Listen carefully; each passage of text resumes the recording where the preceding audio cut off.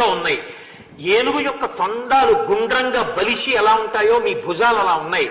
మీరు జటావల్కములు ధరించారు. సూర్యచంద్రులు ఇద్దరూ నడిచి వస్తే ఎలా ఉంటుందో మీ ఇద్దరు అలా ఉన్నారు. మీరు చాలా దివ్యమైన రూపాలతో ఉన్నారు. సింహపరాక్రమంతో ఉన్నారు. చక్కని మూపులతో ఉన్నారు. దుర్గమారణ్యంలో కాలినడకన పెడుతున్నారు. మీరు ఆజానబాహులై ఉన్నారు. ఇంత అందమైన భుజాలున్న మీరు మీ భుజముల యొక్క సౌందర్యాన్ని ఆచ్ఛాదించడానికి ఆభరణములను ధరించి ఉండాలి. కానీ మీరు ఆభరణములు ఎందుకు ధరించలేదు? వింధ్యాద్రి మేరుపర్వతము మొదలైన పర్వతములతో కూడినటువంటి ఈ భూమండలాన్నంతటినీ కూడా పరిపాలించగలిగినటువంటి తేజస్సు మీ ఇద్దరి యందు ప్రకాశిస్తోంది. కానీ మీరు ఈ భూమి మీద కాలినడకన నడిచి వెడుతున్నారు. ఇది ఒకదానికొకదానికి పొంతన లేదు. మీ యొక్క ధనస్సులు చూస్తే భయం వేస్తోంది. పోతపోసి కరిగించినటువంటి బంగారము చేత అవి పైన పూతలు పూయబడి ఉన్నాయి. వాటికి ఆ అల్లెత్రాడు బిగింపబడవలసినటువంటి స్థితిలో ఉంది. మీరు ఇంత ఆశ్చర్యజనకములై చిత్రముగా ఉన్నటువంటి ఆ ధనస్సుల్ని చేత్తో పట్టుకున్నారు. అవి చూడ్డానికి వజ్రాయుధంలా ఉన్నాయి.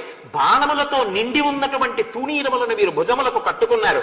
మీ ఖడ్గములు చాలా పొడుగ్గా ఉన్నాయి.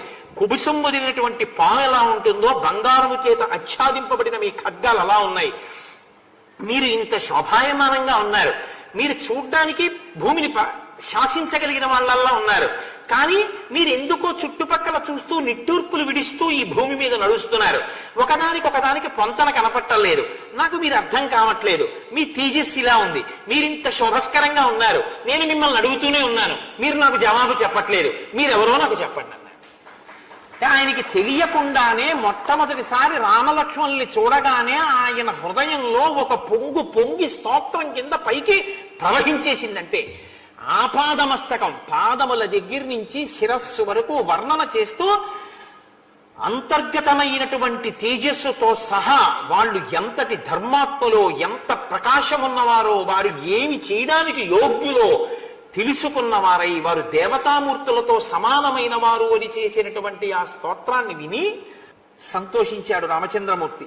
అప్పుడు ఆయన అంటారు, నేను మాట్లాడుతూనే ఉన్నాను, మీ ఇద్దరు నాతో